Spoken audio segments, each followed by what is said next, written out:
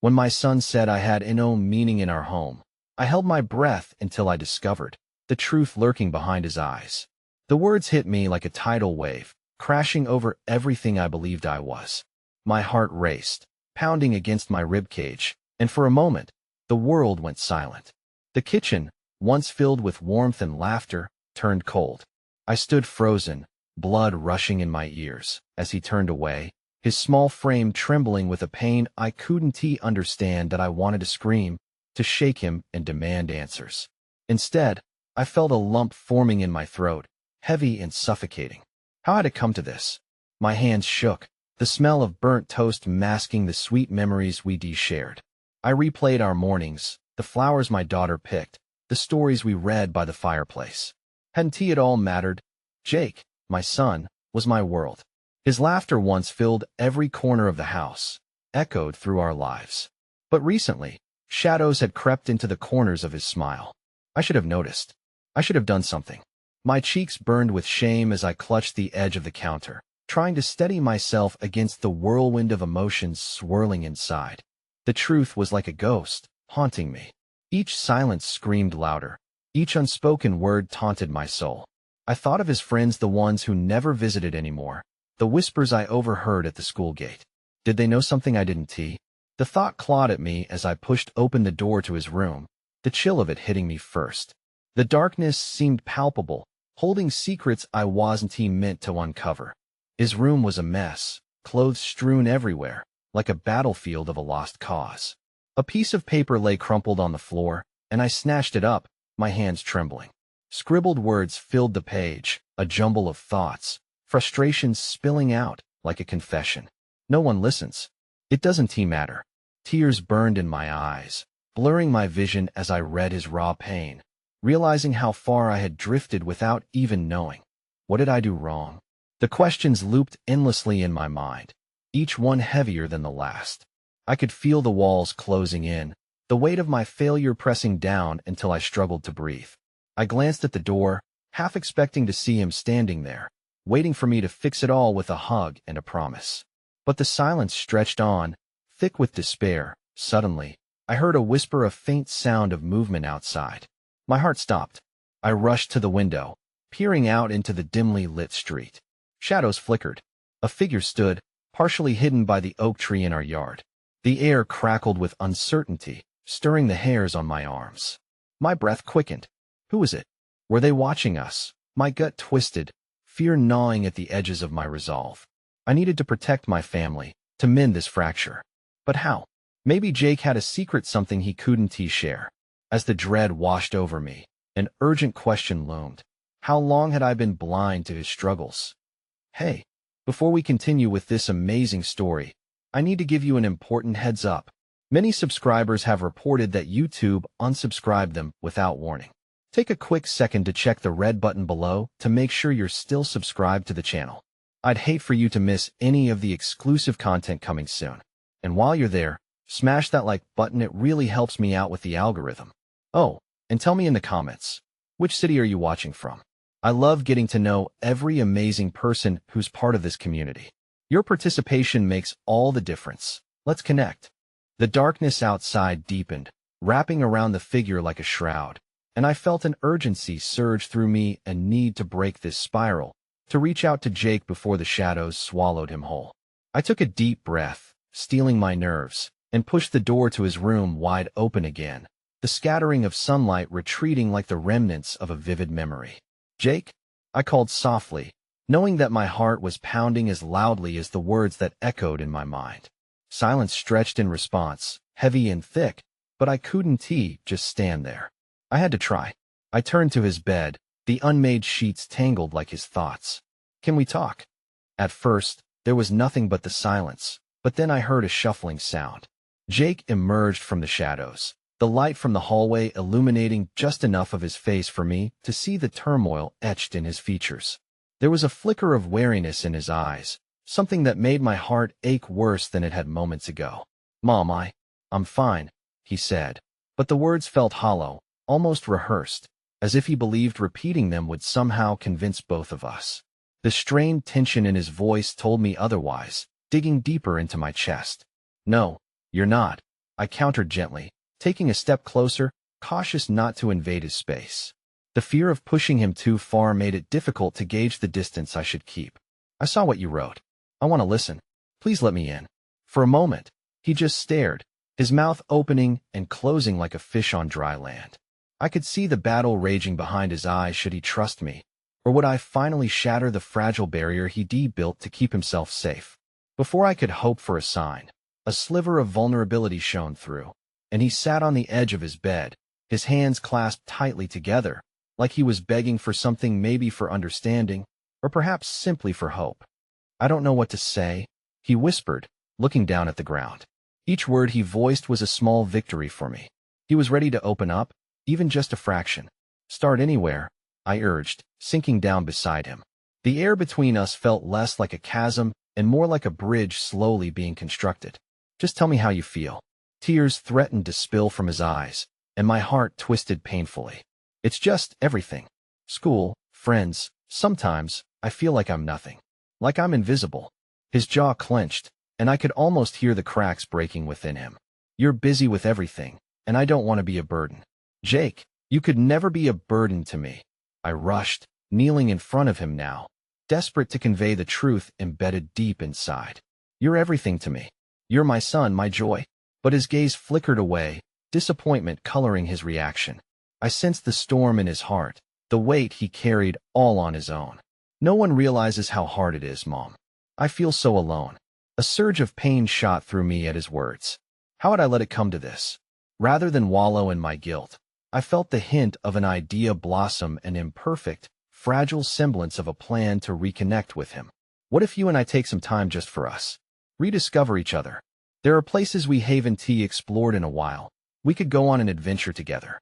Jake hesitated, uncertainty dancing across his features. Like a trip? Yes, I said. Just us. What do you think? We can go anywhere you want. I didn't care where. It was the connection that mattered, the chance to show him his meaning in my life. He looked up, and I caught a flicker of something bittersweet in his eyes. Was it hope? Before I could embrace it, a sudden crash echoed from outside, jolting us both. The weight of my newfound resolve felt tenuous, shattered by the startling sound. What was that? Jake's voice trembled, and dread seeped back into my veins as I shot up, instinctively moving toward the window again. The shadows around the tree loomed larger, and I squinted, my heart racing as an all-too-familiar face filled my vision. It was his best friend, Alex, his face twisted in anguish. Mud streaked across his cheek. I held my breath. What could possibly have happened? Was he hurt? Or worse, had he come to deliver news that would unravel everything? Jake! I turned urgently, but he was already on his feet, fear flashing across his normally bright eyes. We locked gazes, his confusion mirrored in me as I struggled to grasp the depth of the trouble unfolding before us. Mom, he shouted, his voice rising in panic. Is everything okay? But as I opened my mouth to respond, the door slammed open, and Alex staggered in, words rushing out like water from a broken dam. It's happening. You've got to come. The urgency in his tone rippled thick in the air, and I could see Jake's world tipping again, fraught with danger and uncertainty. As I stepped forward, ready to follow him into whatever storm awaited us, a paralyzing fear gripped my chest, whispering once more that the promise I made to my son might shatter even before it began. The weight of Alex's words hung in the air like a thick fog, suffocating me. My instincts screamed at me to grab Jake's hand, to pull him back from the edge of whatever chaos awaited us. Panic laced my voice as I demanded, Alex, what is happening? He glanced at me, his eyes wide with fear, then shifted his gaze to Jake. It's about Ben. You need to see for yourself. At the sound of his friend's name, Jake's face drained of color. I could almost feel the tremors in his frame as Alex's words sank in, and I braced myself for the tidal wave of emotion that followed. Ben? Jake breathed, stepping closer to Alex, desperate for answers. Is he okay? It's not okay, Alex stammered, eyes darting around as if the room itself might swallow him whole. You have to come. Now. Without thinking, I grabbed Jake's elbow, ready to ground him, to feel his warmth against my palm. Stay close to me, I urged. The last thing I wanted was for him to slip away again as he had before, lost in a world of his own despair. Together, We hurried down the hall, dodging scattered toys and forgotten books, a bullet train bound for an uncertain destination. With each step, the mood shifted, the air growing heavier, the pulsing dread echoing from somewhere deep inside me. I could sense Jake struggling to comprehend, and I stole glances, searching for signs of resolve amid the pressure building within him. As we reached the front door, the world outside spilled into view, bathed in late afternoon light. It felt almost surreal, the brightness contrasting sharply with the tumult of emotions swirling between us. The street was alive with urgency. A small cluster of neighbors gathered, their expressions drawn and anxious. In the mix of faces, I could see Ben's mother, her lips trembling, her hands wringing desperately as whispers flitted through the crowd like birds startled from a tree. "Mom." Jake suddenly pulled away, rushing outside before I could hold him back. Fear clawed at me, a primal instinct screaming to protect him. "What happened? Where is he?" "Stay close, Jake," I called, but he didn't hear me. He pushed through the gathering crowd, guided by instinct, and I chased after him, every ounce of maternal instinct igniting within me. When I reached the perimeter of the crowd, a chilling picture came into focus. Ben lay on the ground, surrounded by a few friends and the worried faces of adults fumbling with phones, trying to call for help. My breath hitched, heart racing, an echo of Jake's earlier pain ringing ominously in my ears. "Jake, wait!" "Don't!" I screamed, but he was already there, kneeling beside Ben, desperation written all over his face. I could barely move, frozen by fear as the scene swirled into chaos. Ben's eyes were closed, his form eerily still. My mind swirled with what-ifs and could-haves, each regret clawing its way to the forefront. Suddenly, the world around me dimmed, a curtain drawn between hope and a dark reality I dared not imagine. "Ben, wake up, please." Jake's voice cracked as he shook his friend gently. "What happened?" I pushed through the throng of onlookers, planting myself as a barrier between my son and this nightmare. I knelt beside them, feeling my heart break wider with every shallow breath that escaped Ben's pale lips. "Jake, let us give him space," I urged, resting a hand on his shoulder. It felt like I was grasping at nothingness. "Help is on the way." But Jake shook his head violently. "I won't leave him." The fear in his voice was raw, and I felt my own heart mirror his struggle. In that moment, I was reminded of how powerless I felt every time I tried to reach him earlier, how it had always felt as though I were grasping at shadows.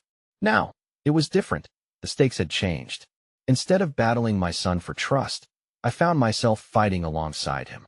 Tears brimmed in my eyes as I realized that our desperate bond was not just about my role as his mother. This was about standing together in adversity. The chaos grew. Sirens wailed in the distance as authorities hurried toward us. I could hear them now, the distant lull transforming into a cacophony that dominated the melting sensation of despair. In the shifting light of my son's fear, I felt the gravity of existence, how fragile and fleeting every moment could be. Then, just as hope dimmed, a figure emerged. A new presence stepped through the crowd, Ben's older sister, Samantha, a girl once brimming with laughter and now shadowed by worry. She caught my eye and, without a word, knelt next to her brother, uttering something low and comforting that only she could offer.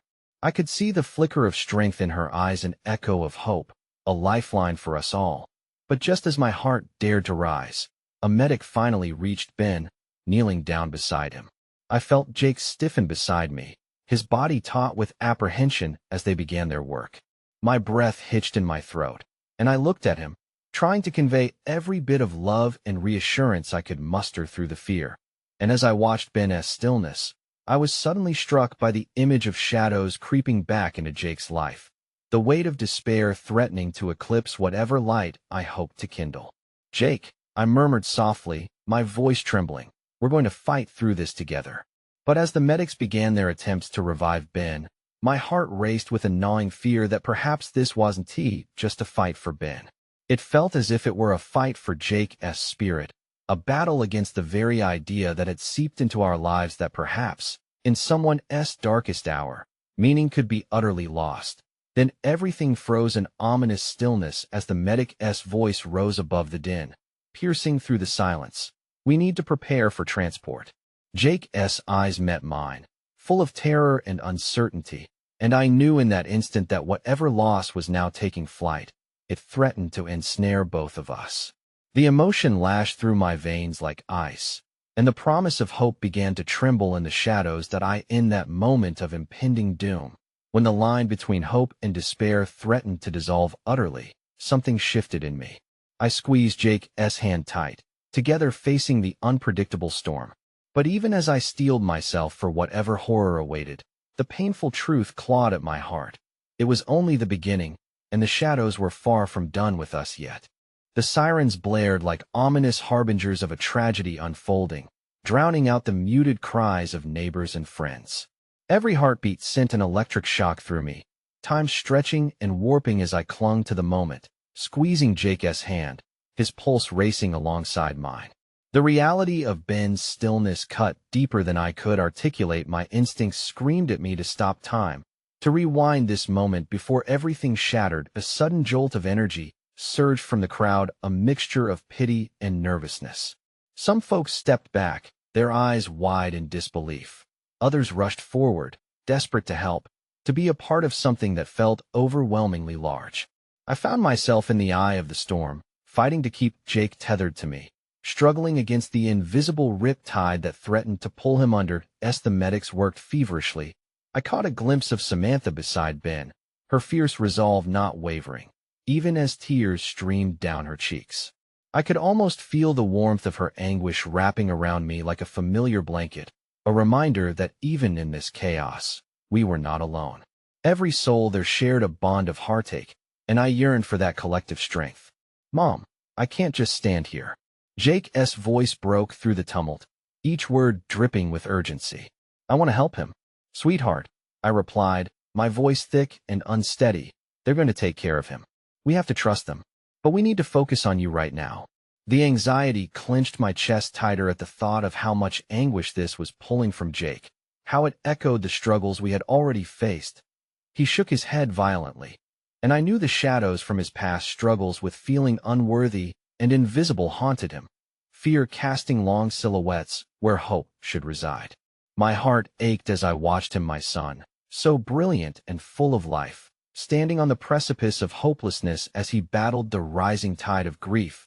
A sudden voice broke through the haze of my thoughts, a comforting hand on my shoulder. "Mayim, I know this is hard, but we need you to step back," insisted a young male paramedic, his voice steady, a beacon amid the frantic energy. "He's in good hands. We need to work quickly." "Jake," I urged, my hand still gripping his as tightly as I could. "They need space. I'll be here with you. We'll get through this." I saw the doubt cloud his eyes, the flicker of inner turmoil, and I quietly prayed that my words held some semblance of truth. That I felt him tremble next to me, a mix of frustration and fear pouring from him. But what if he doesn't wake up? What if he needs me, and I'm not there? Then we'll be there when he does wake up, I breathed, drawing him closer to me. Ben is strong. He has got so much to live for. And we do too. In that moment, I felt something shift. Beneath the layers of anguish was an ember of hope, the realization that we had to be the anchors. Surrounding us was a tapestry of love and resilience, woven tightly even as life tugged at the threads. The whispers of the crowd receded into the background, a reminder that we were not in this alone. But just as relief washed over me, a paramedic beside Samantha turned suddenly, calling out, "We have a pulse." The air crackled with electric anticipation, hope stirring in the space where despair had just taken residence. For a moment, we held our breaths as time seemed to hinge on that singular moment. I darted my gaze towards Jake, whose expression melted from fear to fragile hope. My heart lifted like a kite in the wind, soaring above the dread that had anchored it. Perhaps this was our moment, our chance to reclaim life from the clutches of tragedy. However, that moment shattered an instant later, like thin glass breaking against concrete. "He is unstable," the medic called out sharply, urgency cutting through the air. Heartbeats quickened. My eyes darted around as questions loomed large on every face. As they lifted Ben onto the stretcher, and I noticed Jake's shoulders slump. The glimmers of hope dimmed, shadows creeping back into the corners of his mind and mine. And despite the frantic beating of our hearts, I could feel the fear crawling back, little pinpricks of dread that nestled into our thoughts. That I turned to Jake, watching as he fell into himself, the painful realization that his friend was still hanging between life and lethargy. We can't lose him. Not again, not after everything. The unsteady breath that escaped his lips spun a web of worry around us. Jake, I whispered, trying to hold his gaze. I cupped his face with both hands, searching for the glimmer of light to pull him from the abyss. Ben is strong. He is a fighter. You have to believe that. I felt a deep ache as I spoke, a weight balancing between my own fears and the need to shield him from further harm. Mom, what if we can't help him? The anguish in his voice splintered my heart into pieces. We will. I insisted, my voice firm, but inside, I fought waves of uncertainty. Even if it gets worse before it gets better, we're going to stand by him. This is our fight. But just as I was about to comfort him further, a sudden commotion erupted. I turned sharply, eyes widening at the figure rushing toward us from the shadows, an unkempt man, wild-eyed and torn between desperation and panic. Where's Ben? He yelled, pushing through the crowd with fury, his pained expression striking a chord deep within me. The crowd quieted, all eyes on him, the tension palpable.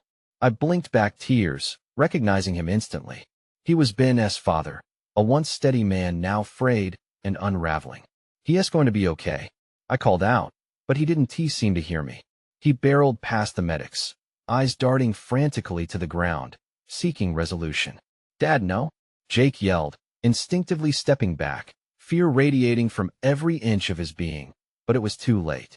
The realization hit as Mr. Miller fell to his knees next to Ben, his hands trembling as he reached for his son. Overwhelmed by the chasm of pain between them, I held on to Jake tightly as we watched the scene unfold, dread curling around my heart. Hope began to feel like a cruel joke as a chilling thought broke through. Could all of us, trapped in this fragile moment, rapidly unravel the heaviness of loss, transforming into something more profound? I felt Jake stiffen beside me, his eyes wide, both of us trapped in a storm of grief and uncertainty. Nausea twisted my stomach, and I struggled to breathe. Something whispered inside me, sharp and aggressive, indicating this was just the beginning. Whatever haunting faces had come for us in the past were finally closing in again. And as the weight of the moment dragged our souls lower, I knew that if we were ever to find a way forward, we would have to navigate not just Ben's fate, but the very essence of our own battles against the shadows whispering around us. The tumult of that evening seemed like a distant echo as the sun rose the next day, casting its warm glow through the window and igniting the shadows in our home.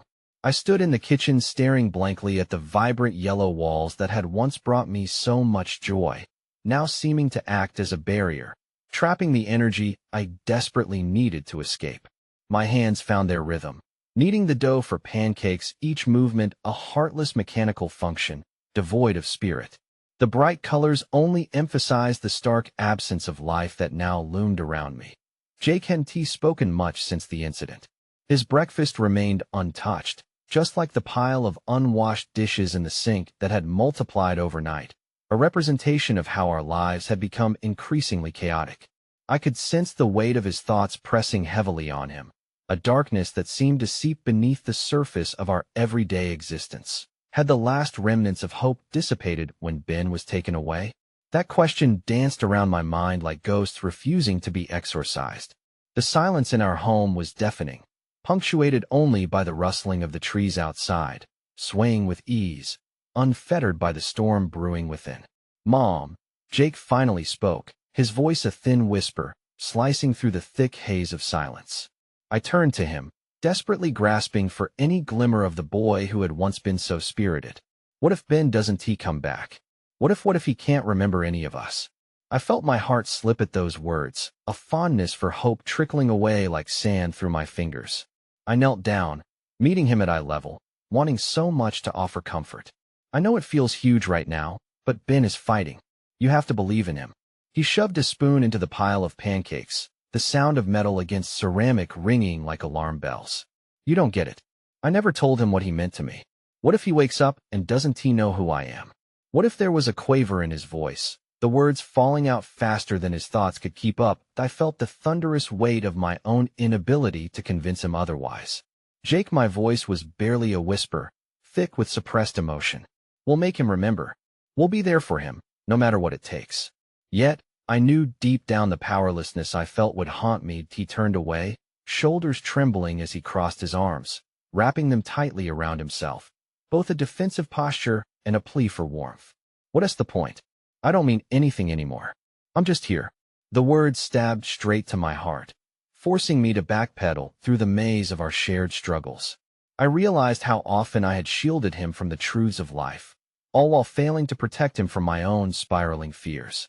What did I put him through in my attempts to keep him from feeling unworthy? Jake, I struggled against a wave of emotion. You mean everything to me and to everyone who loves you. What happened last night, it doesn't change that. Ben cares about you. He always has. But he only shook his head, that familiar glimmer of despair creeping into his eyes, darkening the vibrant colors of youth. No, if I ever meant anything, it was always in the background. I'm never enough. As I watched the flame of his spirit flicker, I felt a darkness rise within me, the repressed worry bubbling to the surface once more, threatening to drown us both. What if he was right? Had I shielded him so much from pain that it also guarded him from the love that was waiting at the door? Jake, look at me, I urged, trying to ground myself. We've faced pain before, but we will overcome this too. We are stronger than we think. My voice trembled with resolve, though I felt the truth dissolving like salt in water. Just as he was about to respond, the phone rang, interrupting our delicate moment. Startled, I grabbed the receiver, alleviating curiosity and dread simultaneously. Hello? I answered, half expecting to hear the voice of a doctor with news of Ben. Instead, it was Samantha, her voice already squeezed through a wall of anguish. A trembling thread holding her together. Can you come to the hospital? We need to talk. The gravity of her words sent a shiver through me. My heart dropped, aching with uncertainty as I glimpsed Jake's worried face. What's wrong? I asked solicitously, knowing full well this tension could mean more suffering. But Samantha's voice turned shaky, distant. Just please, it's important. As I hung up, my inner turmoil swirled relentlessly. What could she possibly want to discuss? Was Ben's condition worsening? Or perhaps she was panicking over the challenges we all faced in the aftermath. Mom? Jake's voice broke through my thoughts, a tremulous question hanging in the air. What is it? I hesitated, looking into his wide eyes, almost pleading for forgiveness for bringing this topic into our fragile world. We have to go to the hospital. Samantha needs us. His heartbeat quickened, his expression shifting from dread to anxiety as he slid closer. Do you think Ben is okay? Should we be worried? I don't know yet. The fluttering in my chest mirrored the frantic uncertainty in his gaze. But whatever happens, we will face this together. As I grabbed my keys, the weight of foreboding settled like a rock in my stomach. Beneath the swirling chaos, though, I clung to one stubborn thought. Resilience had to prevail, for Jake's sake, if nothing else. Besides, knew that sometimes, the thread of hope was buried beneath the rubble. We stepped out, and though it was a new day shimmering brightly above, I felt the darkness lurking just out of sight. What if this moment heralded something that shattered us even further?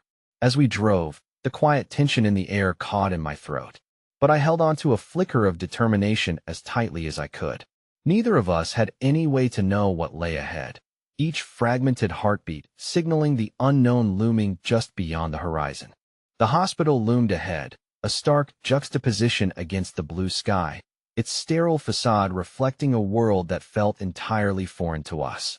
Jake fidgeted in his seat, the breathless anticipation solidifying into tangible dread. I could hardly gauge the toll this journey was taking on his fragile spirit.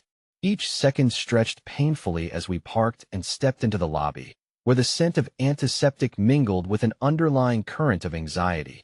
Samantha was already waiting, her hands gripping the edge of a plastic chair, knuckles white with tension. When she saw us approach, her gaze, usually so steady, wavered. "Thank you for coming," she said, her voice barely above a whisper. I didn't know who else to call. "What is going on?" I asked, conscious of the dread pooling in my stomach. Jake remained a step behind me, his young eyes scanning the atmosphere as if seeking some kind of solace. "The doctors found something unexpected in Ben's tests," she began, her tone heavy with anxiety. I don't know how to say this. It could change everything. Just then, the weight of uncertainty cast a heavy shadow over us, stifling any light that existed. My breath caught. What kind of changes? I found myself asking, needing an anchor amid the storm. Samantha hesitated, her face contorting into a mask of anguish. There's a risk that there may have been damage during the accident that we didn't realize until now. They're talking about long-term effects, possibly cognitive. She faltered, unable to continue. Cognitive? As in memory loss?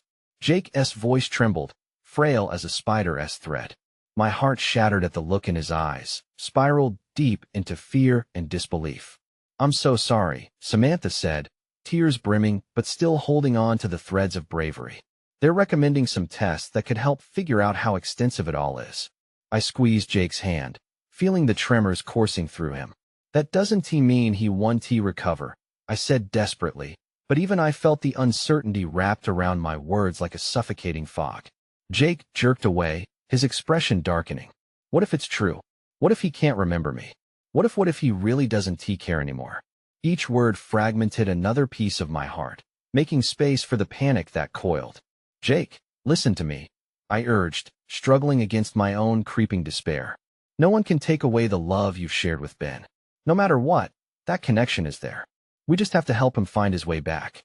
But Jake shook his head defiantly. You don't understand. It's not just about me. If he doesn't remember, then he's not really Ben anymore. His words ricocheted through the air, leaving a painful silence. The ache in my chest morphed into something jagged, a frustrated battle between hope and loss. I looked at Samantha, searching for anything that would offer comfort or clarity. The doctor's voice echoed dimly in the background, spurring the anxiety that weighed down on all of us. Let us take a minute, she suggested softly. There's a waiting area just ahead. I think we need to process this.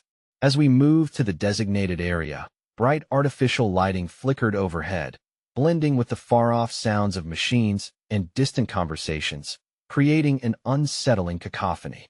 I tried to focus on Jake, who was now sitting cross-legged on the cold tiled floor, lost in thoughts that danced dangerously close to despair. Jake, sweetheart, I kneeling beside him, brushing a hand through his hair to anchor him back to the moment. Look at me. Whatever happens, we'll face it together, just like we talked about. His eyes remained glued to the floor, shadows reflecting the battle that raged silently inside him. But what if the together doesn't mean anything anymore? He whispered, fighting hard against the tears forming in his eyes. If Ben forgets me, if he doesn't care, then what is the point? Why are we even fighting? His words cut deeply, striking a nerve that ran through my own struggles. I wanted to shield him from pain, but instead felt like I was failing him, drowning in the reality that life was unpredictable, messy, and often cruel.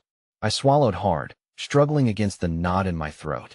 Because love is worth fighting for, I countered, my voice steady despite the turmoil within me. Every moment, every connection matters. Even the small ones, the ones that seem insignificant, those accumulate. They help form who we are. Jake's gaze finally found mine, a flicker of vulnerability passing across his face. But what if it's not enough? Before I could offer a reply, a soft voice erupted from the other side of the waiting area. Jake, is that you? We turned to see Ben's nurse approaching us, her smile charming but tinged with an understanding of our shared anguish. I just saw you head down here. I have some news that might lift your spirits. Jake's eyes perked up, glistening with an ember of hope. Is Ben okay? She nodded, her features softening with empathy. They've just stabilized his condition. He's responding to treatment surprisingly well. Come with me. You can visit him now. The nurse's words served as a small balm against the multitude of heavy emotions pressing down. I took a breath and reached for Jake's hand again. See, a spark of hope amid the chaos, right? But as we stood, ready to follow her, the cruel truth of the situation came crashing back, the knowledge that no matter how many flickers of light we experienced, the shadows lingered, threatening to swallow our joy at any moment that we followed the nurse down a winding hallway, each step laced with hesitation. But just as we approached the door to Ben's room, a sudden realization hit me with the force of a freight train. What if the man lying within was not the same Ben we had known? What if memory lost also took the very essence of who he was? As the nurse pushed the door open, Dread morphed back into a roiling torrent. Inside me, what awaited us on the other side could forever alter our lives. Mom, what if he won't even recognize me? Jake asked, the insecurity leaking into his weakened resolve. Before I could answer, the voice of the boy I loved, the one I had fought for, echoed faintly from the room. Jake, is that you?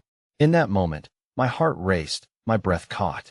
Hope and fear collided within the depths of my being, and all I could cling to was the insistence that love would, somehow, find its way back to the forefront.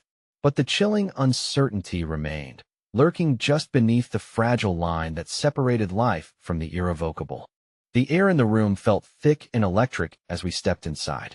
The fluorescent lights cast a harsh glow over Ben's frail form, bandaged and cocooned in a mass of blankets. Yet even through the haze of medical equipment that surrounded him, there was a warmth radiating from the essence of who he was, the man Jake and I loved deeply, though shadowed by uncertainty. Jake, it's him, I murmured, squeezing his hand tighter. My heart beat loudly in my ears, drowned out only by the rhythmic beeping of the machines that monitored Ben's vital signs. Jake advanced cautiously, inching closer to the bedside where Ben lay, eyes fluttering as if caught between sleep and consciousness. Ben? He called quietly, the raw sound tinged with both hope and trepidation. Jake. Ben's voice was a whisper, barely audible amid the beeping chorus surrounding him. The gentleness in his tone stirred memories within me, a reminder of days filled with laughter, love, and a bond that seemed unbreakable. But flight paths could change in an instant, and I feared that this moment could define our fate in ways uncrossed. Hey, buddy. Jake stepped closer, his youthful face reflecting sheer determination. It's me. Ben's eyes opened slowly, struggling to focus as he blinked against the brightness. Jake, I missed you. I felt a rush of relief, but it was quickly tempered by uncertainty. How much did he truly remember? What did that greeting really mean in the grand scheme of this uncharted territory? Jake beamed, but then his expression faltered, worry edging into the corners of his smile. Are you feeling better? I'm here for you. Yeah, Ben replied, his voice frail but earnest. I'm here. I can't quite remember everything. The admission hung like a heavy cloud in the room. The blood rushed to my ears as Jake's hope turned vivid, then muted, much like a flickering light bulb desperately trying to stay aglow amidst great darkness. What can you remember? He pressed, the tremor in his voice revealing a young heart battling against the current of uncertainty. I don't know. Just faces, some sounds, Ben stammered, confusion clouding his features. I remember you, but it feels blurry, like a dream I can't hold on to. Each word ripped through me like a sharp blade. I looked at Jake, whose face mirrored the pain I felt. The weight of a love that felt tangible yet distant fell upon my shoulders as I whispered, It's okay, Ben. It's enough that you remember us. We can work on the rest together. Together, Ben echoed, his gaze flickering between us, as if grasping at the connection he knew was there, but couldn't quite reach. But Jake's expression twisted again, unease invading his heart. What if that's not enough? He turned to me, desperate in his search for answers. What if he can't really remember me? What if he is not really my dad anymore? Jake, please, I began, but Ben's voice rose above mine, filled with an urgency that silenced the air. No, I want to remember you, Jake. I swear I do. His fervor held the air between us tightly, pulling us closer into a web formed by memory and love. Don't think that you're not a part of me, because you are. The raw sincerity in Ben's plea seemed to shimmer against the shadows of despair, casting doubt over everything we held dear. My heart surged with a rush of emotion as I watched the two of them confront the chasm looming in front of them, each yearning for the other in ways yet unspoken. Then just focus, Jake said, tears spilling unshed from the corners of his eyes. Focus on us. On the games we played, the times we laughed. Anything. Just keep trying. Ben closed his eyes momentarily and let out a long breath, the struggle of memory weighing heavily in the silence. I held my breath, praying for anything that would bridge the gaps we faced, to revive the beating heart of our family. Suddenly, the door swung open, and a doctor stepped in, clipboard in hand, the tension palpable. Ben, I'm glad you're awake. We need to move forward with the neuro assessments to determine the extent of your recovery. Wait, Ben interjected, his eyes narrowing slightly, teeth gritted in determination. Can't I stay here with my family for just a little while longer? The doctor hesitated, glancing at me, as if seeking my consent. The bond between Ben and Jake pulsed like threads binding a tapestry, delicate yet unyielding. I nodded, unable to deny the need for connection at that moment, unwilling to tear them apart just as they began to rebuild. Okay, but only for a short time. The doctor compromised, moving to stand at the foot of the bed, observing all of us keenly. We need to monitor your vitals, but this is important to foster those connections is as vital as the treatment itself. As the doctor shifted his attention to the charts, my gaze returned to Jake and Ben, both holding onto the fleeting moments like lifebuoys in stormy seas. I want to tell you all the things I've been thinking, the things I love about you, the memories that connect us, Ben said, his voice raw. But I need your help. I'm scared I might lose what's left of us. Tears brimmed in Jake's eyes, his heartbreak echoing the weight of Ben's words. You won't lose anything. Just tell me what you can remember. We'll piece it together. I promise.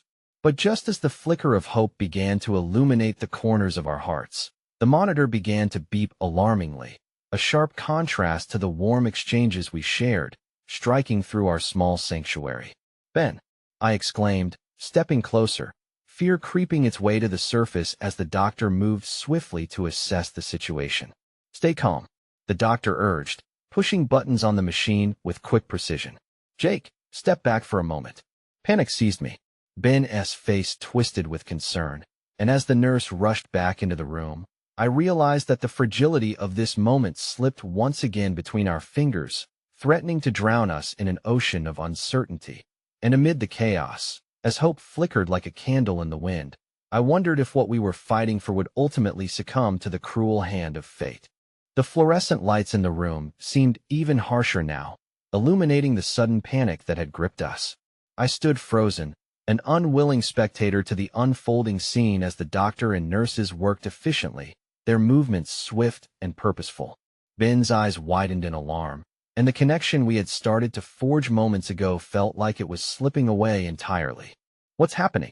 Jake's voice quivered, a fragile sound against the backdrop of the escalating beeps and murmurs.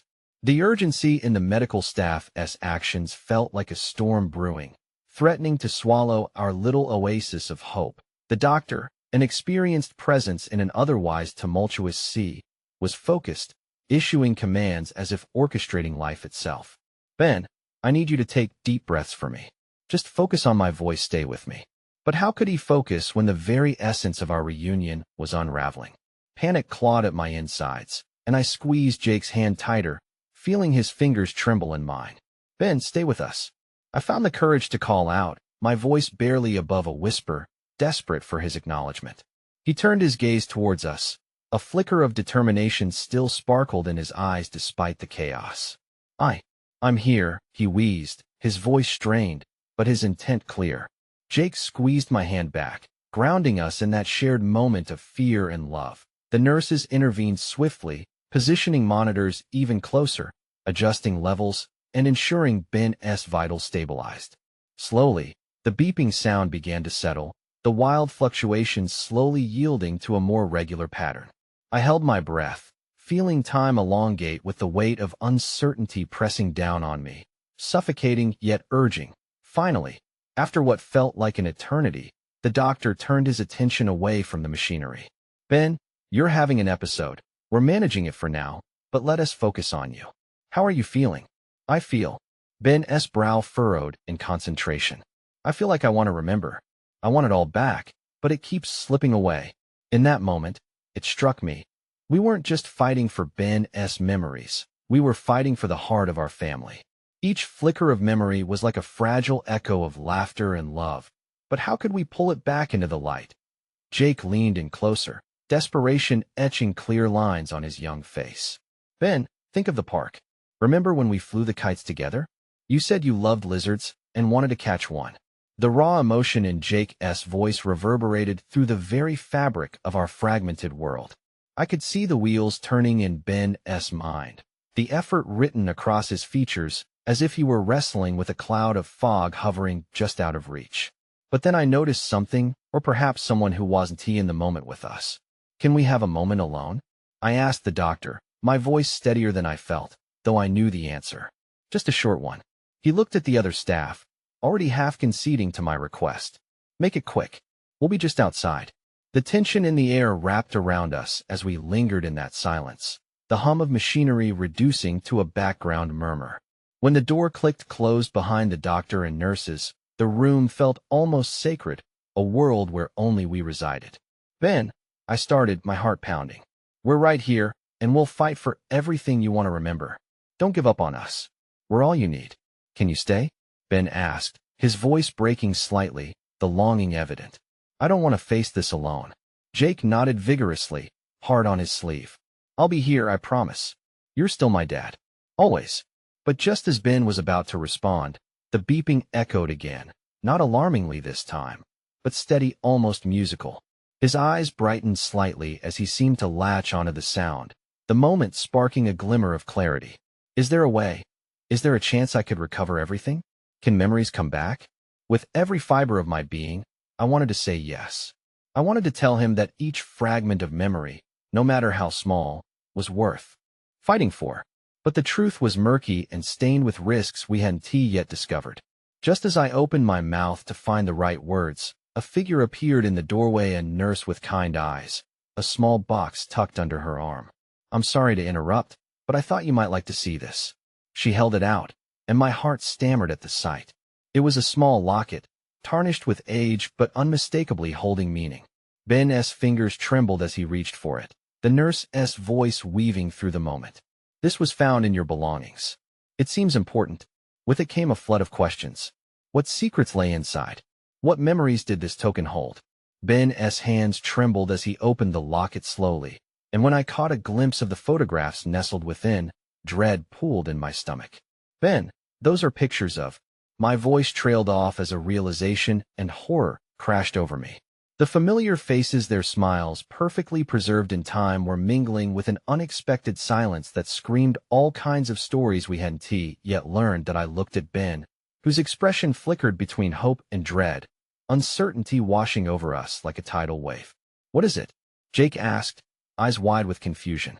I thought I'd lost this," Ben murmured, oblivious to the weight of the situation. But before I could respond, before the air could settle, the door swung open again, and this time it wasn't just a doctor or nurse. A stranger entered, a man whose presence darkened the room. "Ben," he stated coldly, a twisted smile piercing the tension. "You don't even remember me, do you?" The color drained from Ben's face, and in that moment, the fragile web of connection we had worked to rebuild trembled precariously, caught between the shadows of the past and the thunder of an uncertain future. As the man stepped further into the room, his eyes fixed on Ben with an eerie intensity. The sudden chill in the air seemed to sap all warmth from our small sanctuary, and the locket in Ben's hand suddenly felt like a harbinger of chaos. Jake instinctively stepped closer to me, our shared fear weaving an invisible thread of comfort between us as we braced ourselves. "I don't know you," Ben said, his voice shaking, but there was a flicker of defiance igniting within the haze of his confusion. "Who are you?" The man's smile widened, almost unsettlingly, revealing teeth that gleamed under the harsh lights, like an unwelcome sliver of darkness that had finished brewing in the shadows. "You might not remember, Ben, but I certainly remember you. And I know everything you've forgotten." "Stop," I demanded, stepping forward, using every ounce of resolve inside me to shield Ben from the intruder. "What do you want?" "I want to help him," the man replied, his voice smooth as silk yet laced with undertones of menace. "But he has to remember. It's the only way we can resolve this." "Resolve what?" Jake piped up, his voice tremulous but bolstered by determination. "Who are you?" "Someone who once mattered a great deal to your family," the man replied, glancing at me as though measuring my worth in the moment. "But all that's irrelevant now. What matters is what lies in the depths of those memories. And now, thanks to that lovely little locket, a door has opened." I could feel Ben's turmoil radiating through the air, a storm brewing within him. "What do you mean, a door has opened?" he asked cautiously. The man leaned closer, disregarding the distance we desperately tried to create. You see, memories are not just recollections. They can be keys or locks. You've closed doors you didn't even know existed, and I can help you find them. But first, he nodded toward Jake, and me needs to understand the stakes. My heart raced. What stakes? What are you talking about? I could feel the heat of anxiety igniting within me, urging me to take a stand. He doesn't just have his memories at stake, the man continued, his tone hypnotic, but also the truth of what happened in your home, the home you've built atop secrets that beg to be uncovered. Do you think you can protect him from everything that lies beneath? His gaze sharpened. Or will you let him slip away? Like the memories he's gradually losing? A wave of realization crashed over me. This was more than just Ben's fragmented past. It was a threat against everything we had built together in the face of adversity. A careful architecture built on love, hope, and resilience. What kind of truth could this stranger hold captive that could disrupt that fragile existence? The locket felt heavy in Ben's hands, as if it were pulling him towards something far beyond our understanding. You're lying. I felt desperate, but the quiver in my voice was undeniable. You don't know my family. The man's laughter was low and filled with a darkness that made my skin crawl. Oh, but I do.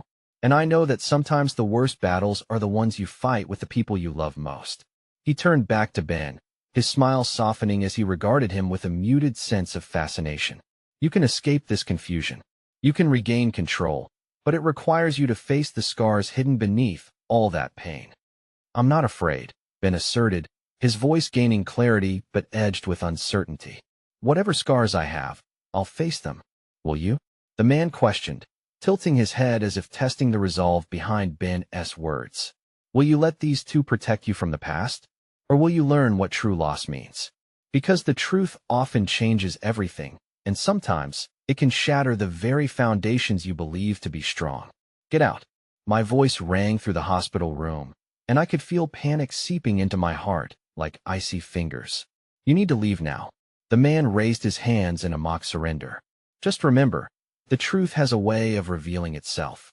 You can't hide forever. Not from me, not from your own heart. With that, he pivoted on his heel, fading into the corridor as quickly as he had arrived, leaving behind a heavy silence that rattled through the air like a ghostly echo. Ben looked at me, confusion swimming in his eyes, the uncertain warmth of hope making space for fear. Who was that? I don't know, I breathed, feeling the tension settle into the shadows. But you need to remember that we're here for you. No matter what he said, you're not alone in this. But as I held him in that moment, I couldn't shake the nagging feeling that this was just the beginning of a battle that might reveal truths too painful to bear. The locket that rested in Ben's palm glinted ominously, a reminder that every story hides darker chapters waiting to unfold. And as I glanced at Jake, I wondered if he understood the gravity of what had just transpired. The boy looked back at me, those innocent eyes reflecting confusion mingled with fear and uncertainty that perhaps, just perhaps, our family was more entwined in this man's shadowy past than we could possibly fathom. I could feel dread slinking its way into my heart. What was it going to take for our family to bridge the chasm threatening to swallow us whole? And would Ben's quest to retrieve his lost memories awaken sleeping giants within us all? The uncertainty of it gnawed at me, leaving a bitter aftertaste of worry and dread in that moment. As silence seeped back into the room, I held my breath, realizing I was about to discover something horrifying, something that would alter our family forever. The shadow of uncertainty hung heavy in the air as I glanced at Ben, whose face was a canvas of raw emotion, caught between fear and disbelief. The locket he held felt like the key to an ancient door, one that might unlock memories, but just as likely unleash turmoil that could splinter our fragile family apart. I took a deep breath, the heaviness of the situation weighing on my chest like a boulder, and turned to Jake, whose wide eyes shone with fear. Jake, I said softly, kneeling beside him. Whatever that man said, we need to remember that we're stronger together. None of this changes who you are or who Ben is to you. You're both so much more than just this moment. But what if he forgets me, Mom? Jake's voice quivered, the pain in it almost unbearable as my heart ached in response. What if we can't bring back what we had? I placed a comforting hand on his shoulder, desperation creeping into my voice. What we have isn't just about memories. It's about love, the love that has brought you two together, that binds us as a family. You have to trust that love will find its way back to you both. With a gentle firmness, I turned back to Ben, who was gripping the locket tightly, as if it were a lifeline tethering him to the past. Ben, remember what Jake said. You're still here with us. Your heart still knows what it loves, even if you can't recall every detail right now. His brows creased as he stared at the locket, pain radiating from him as it seemed to echo his internal struggle. But I feel unanchored, like I'm drifting away, and there is so much that I can't grasp. Jake leaned in closer, his innocence shining through the cloud of fear. You're not drifting. You're right here, and we'll find your memories together. Tell me something you like, something about us. A flicker of recognition sparked in Ben's eyes, small but fierce. We used to fly kites at the park, no? You had that blue one, right? With the stars? Yes. Jake laughed, a sound that cut through the tension like sunlight breaking through clouds. And you kept it in Dad's garage because you thought it was your lucky kite. The connection formed a fragile bridge that brought a glimmer of light back to Ben's expression. I remember the wind, the laughter, and your face, Jake. You were so excited. Exactly. And you used to make the best sandwiches for our picnics. You put mayo on everything, even the fruit. Jake's grin widened, the shadows in his voice receding slightly as hope crept back in. You're still the best sandwich maker. I know it. A faint smile spread on Ben's lips, fragile, yet illuminating. I miss those days. I want to remember. I can feel it deep down. Then let us do this together. I felt a renewed sense of determination harden. We can forge new memories while reviving the old ones. No matter what comes, we will face it as a family. As Ben and Jake exchanged glances filled with unspoken hope, a sense of unity wrapped around us, an invisible shield against the doubts that threatened to engulf us.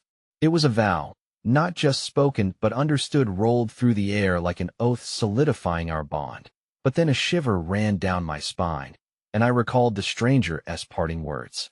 What truths lay hidden in the depths of memories lost? I felt the tightening grip of that uncertainty as the air shifted, reminding me that our fight was just beginning, not only for the memories, but for everything that made us a family. Suddenly, the door swung open again, and I braced myself as the doctor stepped back in, followed by the nurses. Ben, you're making progress, and we managed to stabilize your condition. But we need to discuss the treatments moving forward. The doctor spoke briskly, though his eyes held a softness that had me hoping for positivity. Are we going to do whatever it takes? Jake asked, his voice quivering slightly, but the determination was evident. Yes, the doctor assured him with a nod. Together, we'll build a treatment plan that helps restore what has been lost. It won't be easy, but progress comes with time, patience, and a lot of love.